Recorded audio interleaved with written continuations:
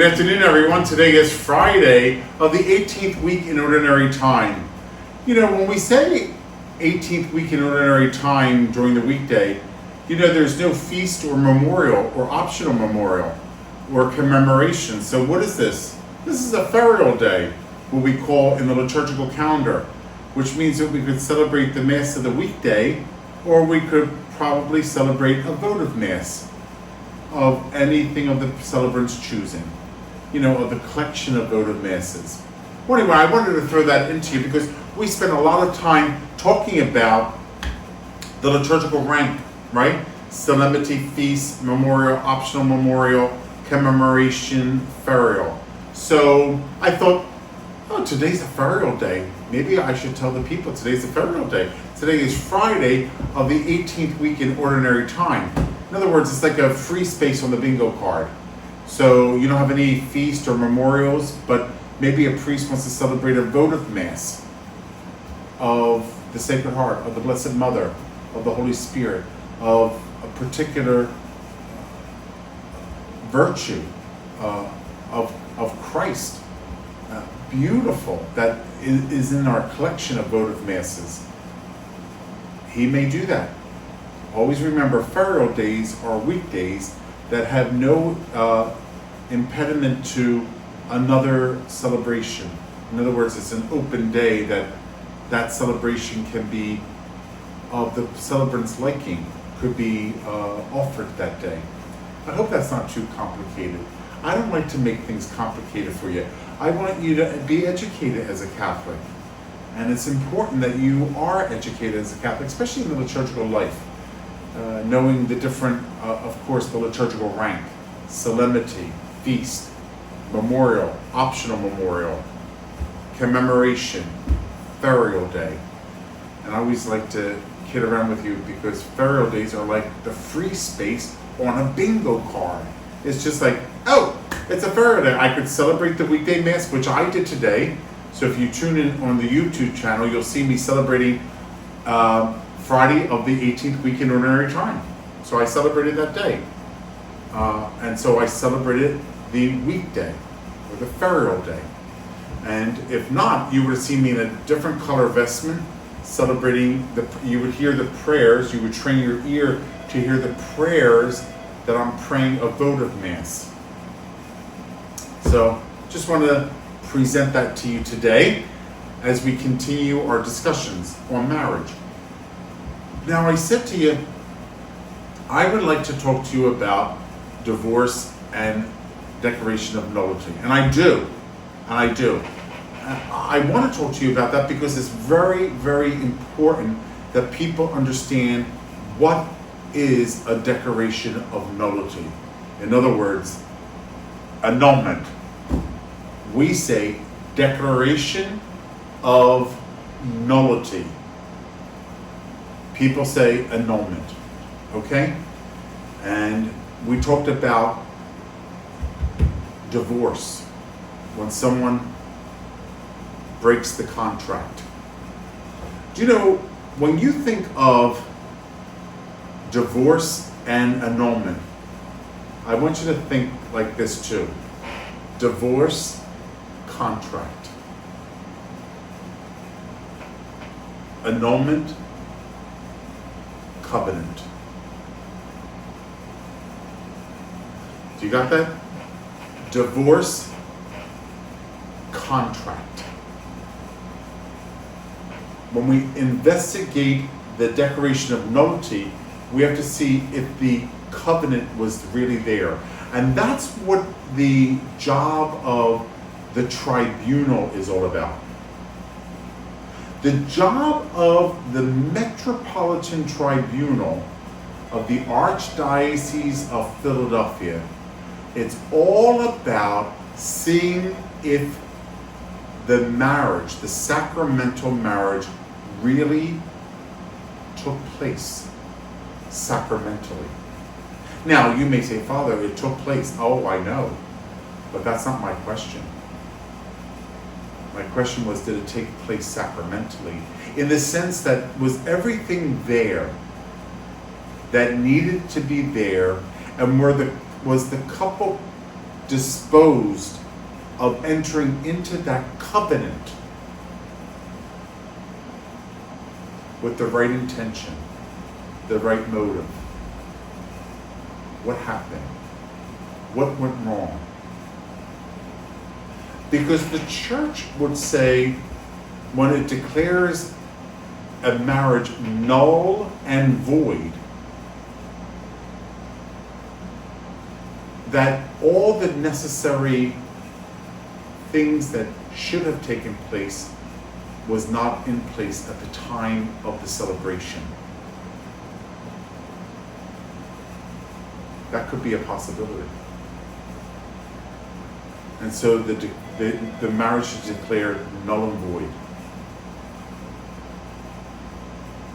So there's a lot of questions that we have to ask. Like, first of all, you're petitioning the tribunal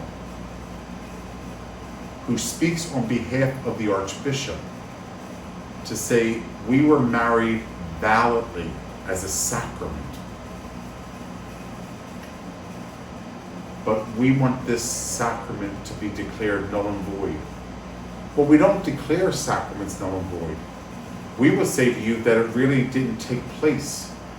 It was really, there was something lacking.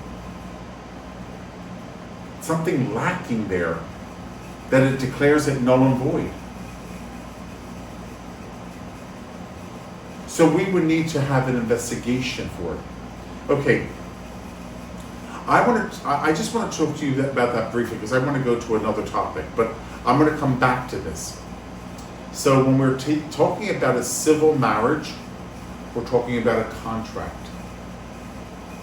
When we're talking about a sacramental marriage, we're talking about a covenant.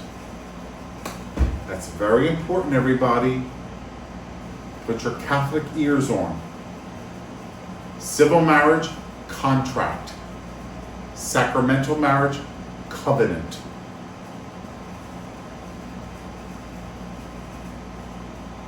The priest has the authority to marry you by the state and the Roman Catholic Church. If you are at that point where you say it can't go on anymore because of A, B, C, and D, it can't go on. I have tried everything. It can't go on anymore.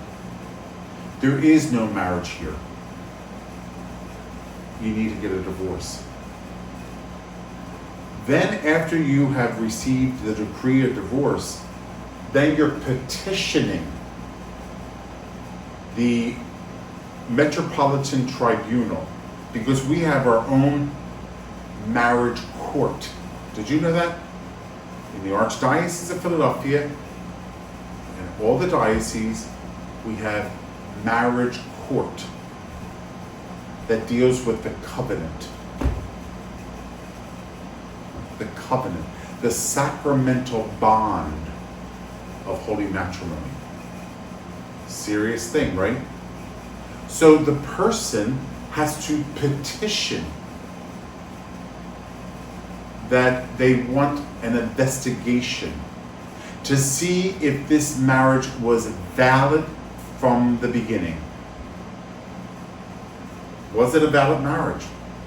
Now, again, remember when I talked to you about, like, don't think cheating in a physical way is the only way that you can cheat. Right? We need to investigate the reasoning why you're petitioning. So let's get one thing clear. It's not about, like, how much money do you want? So, you know, we could, like, have this dissolved. No. First of all, you know that Pope Francis squashed the whole payment of annulments. Did you know that? They're free now. They used to be $800. They're free. Now, the annulment doesn't cost $800. You're not, just like when people come to the church, how much is the wedding? We don't charge for weddings. The secretary hopefully will say to you, the donation to the church or the suggested donation to the church is this. There is no charge for mass. Like, I want a mass, how much does it cost? That language is absolutely wrong. The language is to the secretary or to the priest, excuse me, how much of a donation, do you have a suggestion of a donation for mass being offered? What do we give as a donation? There's no you can't buy a mass. Jesus already did it.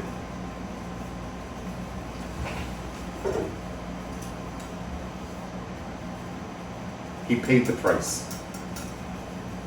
He paid the price. You can't buy a mass. So most dioceses, I think it's $10 for a Sunday mass. Donation. Now, how about if you say, I don't have $10. Well, do we deny you a mass? No. Do we deny you a funeral? No. Do we deny you a wedding? No. Do we deny you a baptism? No. They're suggested donations. So in all right, a Catholic can say to the secretary or the priest, Father, I don't have $300 or $400 for the marriage. Okay. Do you want to make a donation? I don't know if I can even make a donation. Okay. We can talk. You don't pay for sacraments. You don't pay for it. It's already been paid. He paid the price. What you and I do, and I do this too, I'll call the secretary. She's in the office behind me. I'll just say, Sandy, I would like to have a mass offered for my parents. I'll bring you the donation of $10. Sandy, I would like to have the memorial of bread and wine offered for my brother. I'll bring you the donation.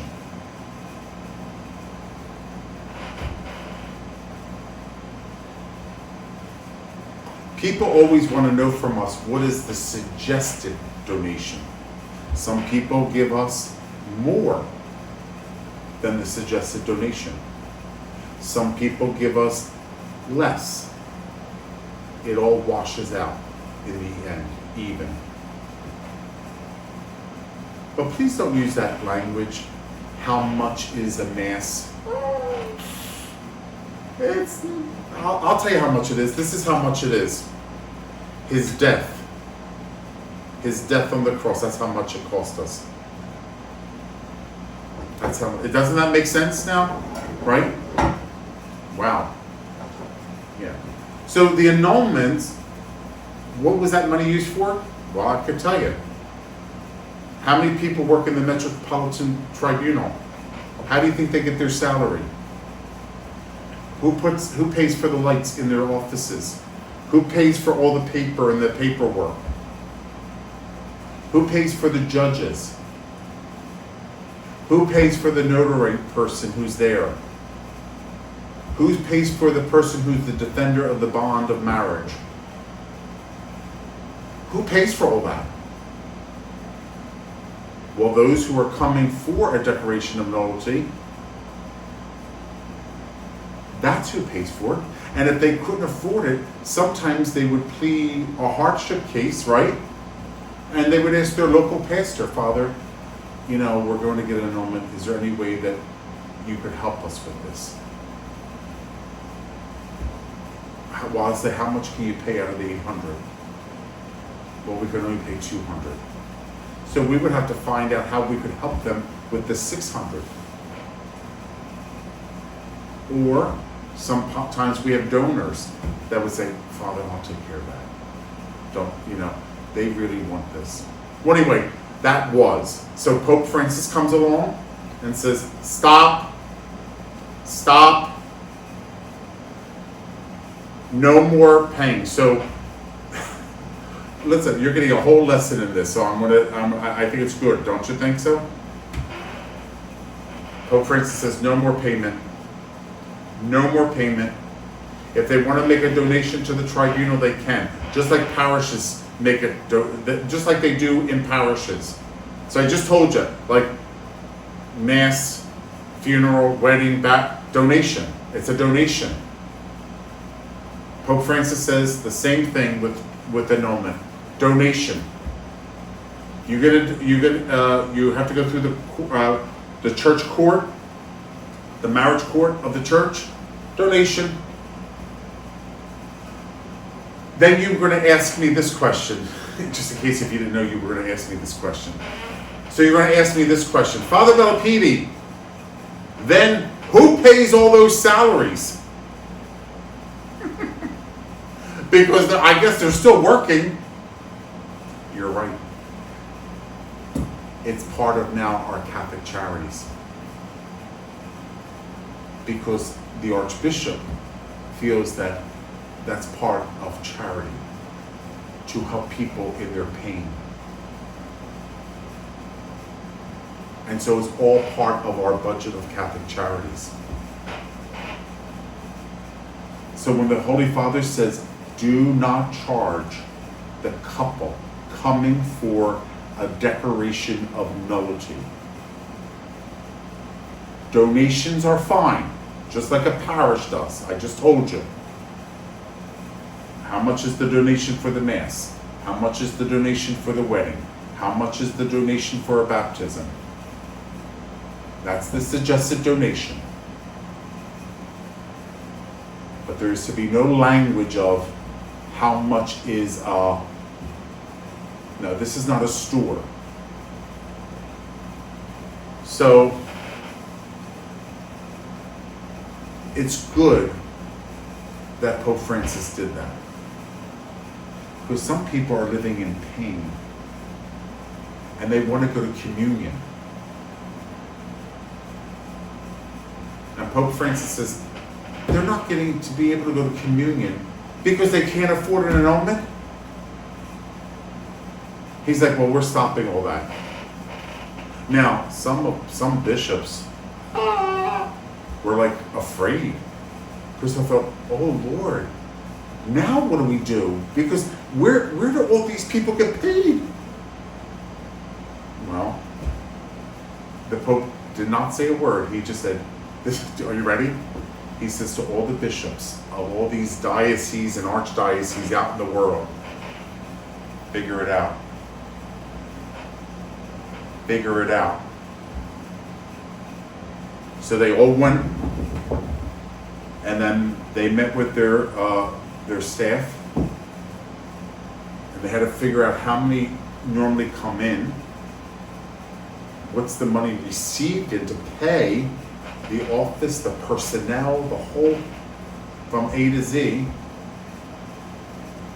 and they had now to incorporate it into another fundraiser. I think most bishops did it that way. Most bishops did it that way. They have to think creatively, right?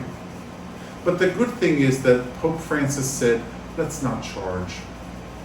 Let's not charge. They're already being penalized enough. They can't go to communion.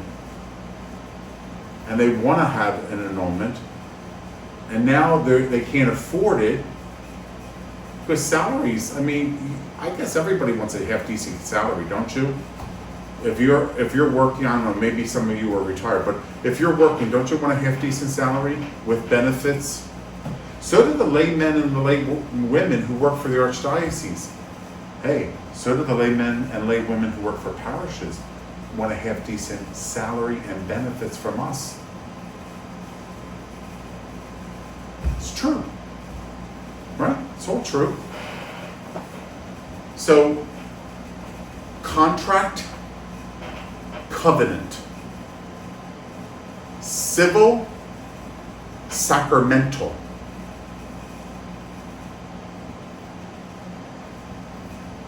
Divorce, declaration of nullity. Now, I want to make sure you understand this. An annulment is not a Catholic divorce. Remember what I just told you? I have to see if it was valid. So we're investigating whether it's valid. So let's just say I celebrate Mass. I have to make sure, as a priest, it's a valid Mass. Did I say the words of consecration correctly? Am I using unleavened bread and wine? Am I a validly ordained priest? Those are the three things that constitute a valid Mass. Not if I'm wearing the right color, or like, oh Father, you're wearing green instead of white. It's an invalid Mass. No, it's not an invalid Mass because I didn't wear the right color vestment. The validity of this sacrament deals with the matter and the form. Remember I told you matter, form of every sacrament? You need a validly ordained priest, you need unleavened bread and wine, and you have to say the words of consecration. Now, when you talk about laicity, do you know what laicity is? If it's licit, if you're following the law.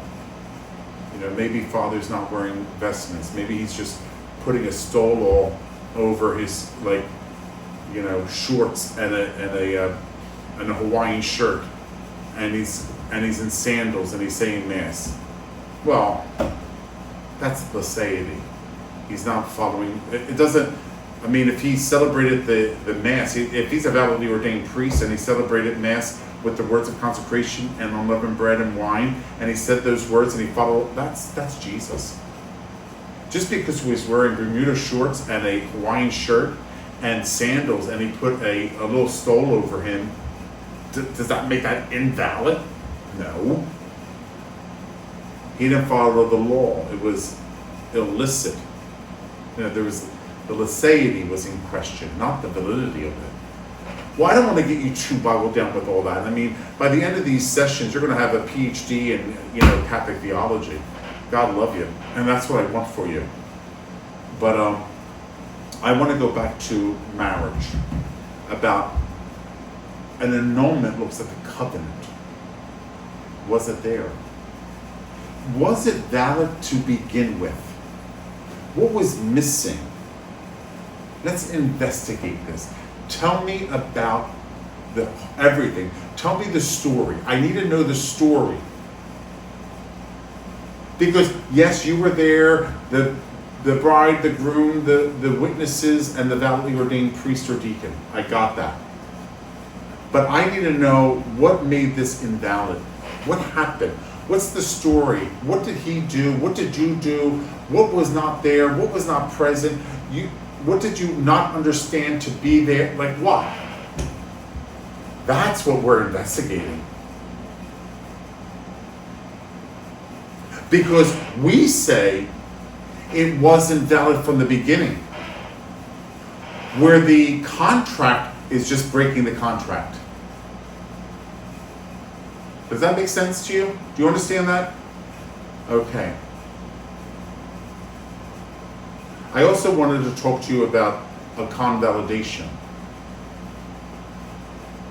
And I think I'm going to do that tomorrow because I don't want to start mixing meat, potatoes, oranges, and apples in my pot here, because then it gets all confusing, right?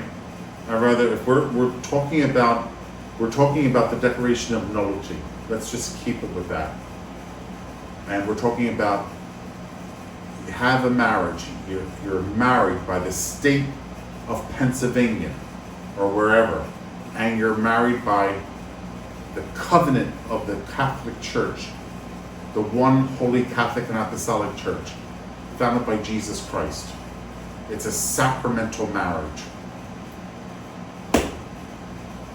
You ended the contract in divorce. Now you want to investigate the covenant. Was it there? See, you can't say, I want to break the covenant. Can't do that. God only can do that. What you have to say and what I have to say is, we're investigating what God has joined. And I can't just say, okay, God, you joined this, but too bad. We don't want it anymore. No. What the church says is, it never happened to begin with. The covenant, the sacrament, the validity of the sacrament. It wasn't there to begin with. Now, don't think that every time you petition to have a declaration of nullity, oh, it's granted. Remember what people used to say? Oh, just give them $800, you'll get it. No, it's not. It's not a guarantee. So, Father, are you telling me that after I go through all of this, there's a possibility that I don't get an annulment? Yes. Well, yeah, because we gather all this information and we're like, no, you guys knew exactly what you were doing. Boom, boom, boom. You knew this. You knew about the spiritual goods. You knew about the covenant. You knew everything was there. You just don't want to do it anymore. I'm just tired. I'm tired of him. What happened for better, for worse, for richer, for poor, in sickness and health, until death do you part? Oh, I'm tired of him. I'm tired of her. We just need to investigate. Look into the whole situation. I mean, we can't treat sacraments like, okay, stamp, another annulment. We have to look at these things and say, it wasn't valid from the beginning. There was no valid marriage there. There was no sacramental marriage. How about if there was no conjugal act? Invalid. Remember I told you it's the vows, right? The vows, the questioning and the vows. Don't even talk about the rings. Who cares about rings? I mean, you know what I mean. When I say who, it doesn't have to do with the validity of the sacrament. What has to do with the validity of the sacrament is that this is a baptized male, baptized female, they had the vows, and there was a conjugal act.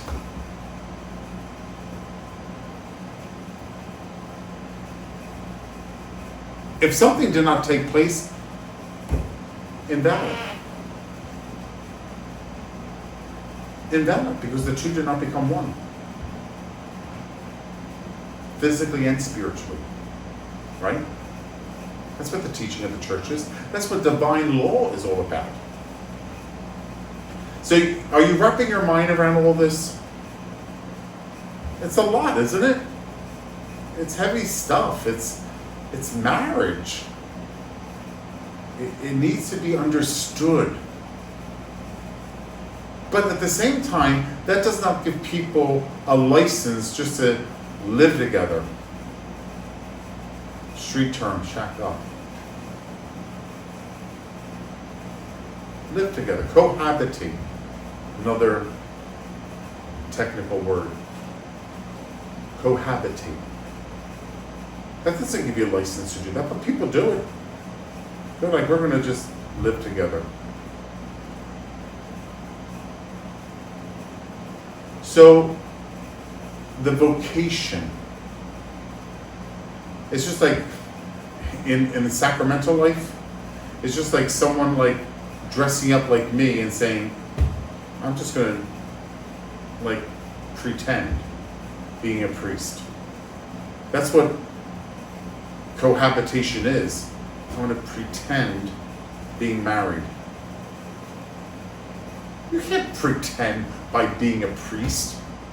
You can't be dressing up like a priest and, pretending you're one and you're not. You can't do that as a married couple. To pretend as an unmarried couple to be a married couple.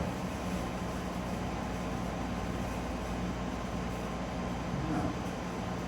Fornication is a mortal sin. Whether you agree with me or not, it's very biblical and it's against God.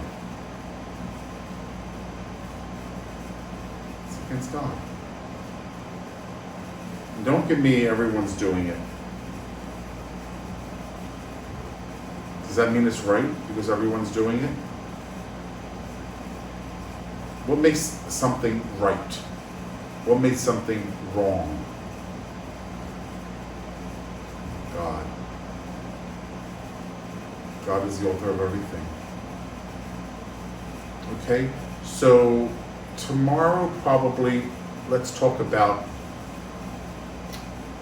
what do we do first in the petitioning. Because you have to get a divorce first. And after you get the divorce, then what happens next? Because the parish priest doesn't take care of the declaration of nullities. We assist in that. So we help the parishioners, but we don't issue or declare a marriage null and void. Do you know, parish priests are like, did you ever grow up with the doctor on the corner, the street corner? Like my doctor was on the corner of 64th and Elmwood Avenue. He was really in the middle of the block though. So we just went to the doctor when we were sick. We just went around, we'd go over to Dr. Cohensberg. My doctor was Dr. Abraham Cohensberg. He delivered me and he came to my first mass. Wasn't that wonderful? But anyway, we're like them. We're practitioners. Like we have our hands in everything. But if you want to go to a heart specialist, you don't go to your family doctor. So if you want a declaration of null and void of marriage, you come here, I set you up, and I send you to the specialist. It's almost like the same thing with doctors. So your parish priest, we know a little bit about everything. We're ordained priests of the Catholic Church. We know a little bit about everything. But sometimes you need specialist, tribunal. Or wait till I tell you this one. An exorcist. I'm not an exorcist. However, I could pray over you, but then I send you to the specialist. Every diocese has an exorcist, a priest who expels demons, because they're trained. That's another conversation. I talk to you a lot, don't I tell you about everything? Because I love you. I want to tell you about everything. But anyway, tomorrow we'll go into what happens after you get the divorce. Let's go into what the procedures are, okay? Today is a ferial day, liturgically, free space on the bingo card. Your priest today could have celebrated the weekday mass, or he could have done a votive mass. God bless you, everybody. Have a nice day.